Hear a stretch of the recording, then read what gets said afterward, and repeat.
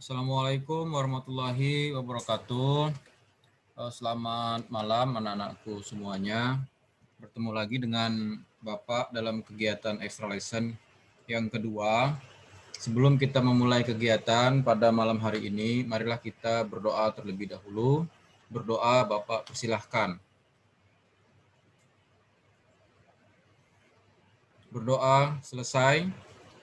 Untuk pertemuan kali ini, Bapak akan memantapkan lagi mengenai sketsa silang bulat pada induksi magnetik, karena konsep silang bulat ini nanti akan bermanfaat pula dalam mendalami konsep gaya Lorentz. Jadi di sini Bapak ingin memantapkan pada kegiatan extra lesson malam ini, yaitu berkaitan dengan sketsa silang bulat dikaitkan dengan arah arus listrik. Nanti di akhir kegiatan ini, anak-anak, mohon maaf untuk malam ini, Bapak tidak menyiapkan Google Form yang basisnya itu soal benar salah atau pilihan ganda, karena Bapak ingin melihat kemampuan anak-anak di dalam menganalisis soal. Jadi Bapak ingin anak-anak menyelesaikan persoalannya dalam soal uraian, supaya Bapak bisa mengukur untuk ke tahap selanjutnya. Baiklah, di sini sudah ada tampilan paint. Bapak gunakan paint karena lebih ringan ya size-nya.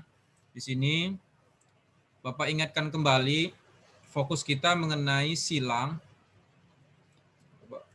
dan bulat pada konsep induksi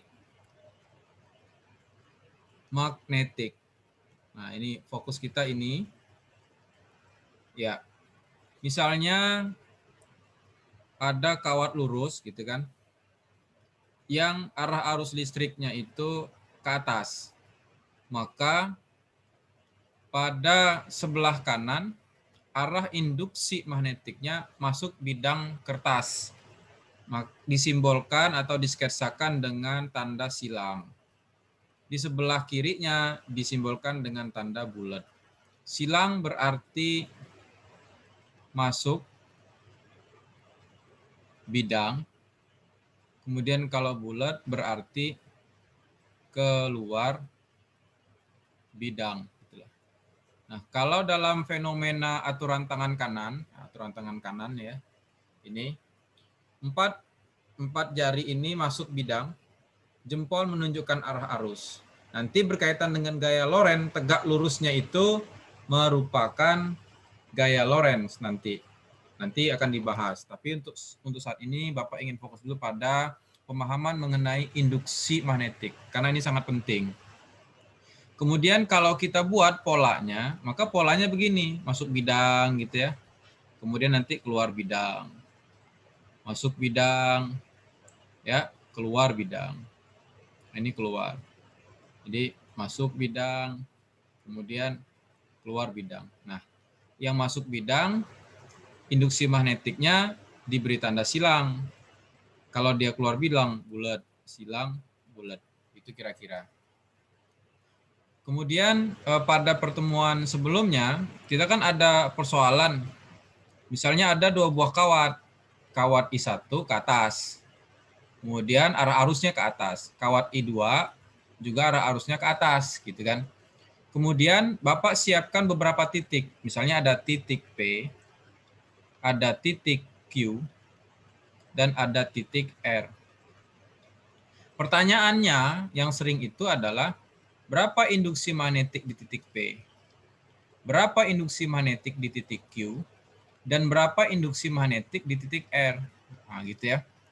Kalau induksi magnetik itu sendiri untuk kawat lurus berarus, Bapak ingatkan tadi, ya, B untuk kawat lurus ya, secara umum, itu besarnya mu0 dikali I per 2 VA, kan gitu. Untuk kawat lurus. Jadi apapun kondisinya kawat lurus, B-nya mu0 kali I per 2 VA untuk kawat lurus yang sangat panjang.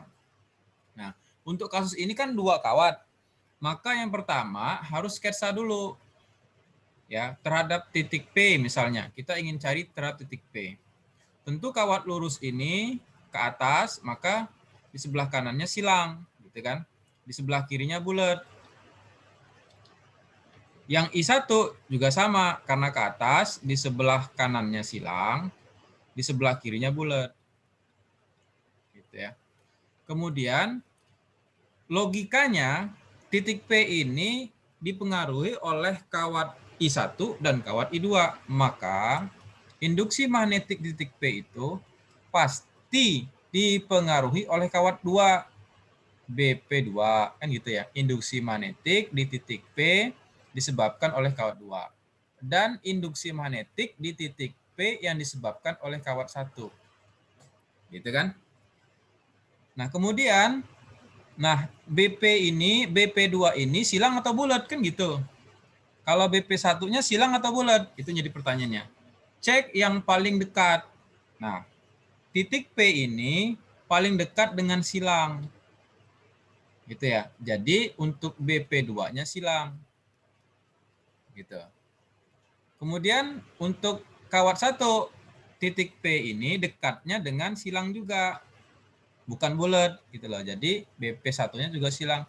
Silang dan silang karena sejenis, maka induksi magnetik di titik P dijumlahkan. BP2 ditambah BP1.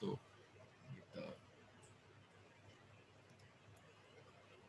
Ya. Lagi misalnya, tadi kan kawatnya ya, ada kawat lurus ke atas, arah arusnya I1. Nah, ini I2. Di sini tadi silang, bulat, silang, bulat. Tadi titik P, sekarang kita gunakan titik Q. Titik Q di sini misalnya. Berapa induksi magnetik di titik Q? Tentu saja dipengaruhi oleh kawat 1, ya kan? BQ1 dan BQ2. Nah, sekarang kita lihat titik Q ini lebih dekat dengan silang atau bulat? Lebih dekat dengan silang ya, pada kawat 1. Jadi BQ1-nya silang. Sekarang lihat BQ2. Titik Q ini lebih dekat dengan bulat atau silang? Betul sekali, dekat dengan bulat. Nah, karena dekat dengan bulat, tulis bulat. Oh, silang bulat. Beda jenis ya. Kalau beda jenis, maka kalau misalnya BQ1-nya itu nanti lebih besar dari BQ2, maka BQ-nya sama dengan BQ1 dikurang BQ2. Tetapi kalau sebaliknya, BQ2-nya yang lebih besar dari BQ1, maka BQ1 ya, sama dengan BQ2 dikurang BQ1. Nah, arah induksinya mengikuti arah induksi yang nilainya paling besar. Karena BQ1 lebih besar dari BQ2, maka ini nanti arahnya adalah, lihat BQ1 kan silang, maka nanti hasil akhirnya induksi magnetiknya nanti masuk bidang. Kalau BQ2-nya lebih besar, BQ2 lebih besar, lihat BQ2 kan bulat. Oh, nanti arah induksi magnetiknya bulat, keluar bidang. Itu sisanya hanya menghitung ya. Dari menghitung, keterampilan menghitungnya silakan dipelajari. Kemudian bagaimana di titik tadi Q, sekarang titik R. Nah, titik R. Induksi magnetik di titik R tentu saja dipengaruhi oleh kawat 1 juga kawat 2. Nah, sekarang kita cek titik R ini dekat dengan bulat atau dekat dengan silang. Oh, ternyata dekat dengan bulat dia. BR2 sekarang, lihat terhadap kawat 2. Ya, titik R ini lebih dekat dengan bulat atau silang? Oh, dekat dengan bulat dia. Bulat, sama jenisnya. Kalau gitu tinggal dijumlahkan. Jadi BR sama dengan BR1 ditambah BR2. Jelas ya nak ya, berkaitan dengan menentukan induksi magnetik jika kawatnya 2. Nah, sekarang kalau kawatnya 3. Oke. Kawatnya ada 3. Nah, nanti gaya Lorentz tuh kawatnya 3 biasanya untuk SBMPTN. Ada I1 misalnya. Kemudian sebelum kawat 3, Bapak kasih contoh dulu biar mantep. Kalau dia 2 kawat, tapi satunya ke atas, satunya ke bawah kan gitu. Oke. Nah, di sini kalau dia ke atas silang, maka kalau ke bawah bulat, balikannya kan gitu. Jadi ini silang bulat, bulat silang, itu aja. Baru kita tentukan titik dari misalnya ada titik P, tadi ya titik Q, dan titik R untuk kawat yang panjang sekali. Maka induksi magnetik di titik P sama dengan BP1 dan BP2. Lihat BP1-nya terhadap kawat 1.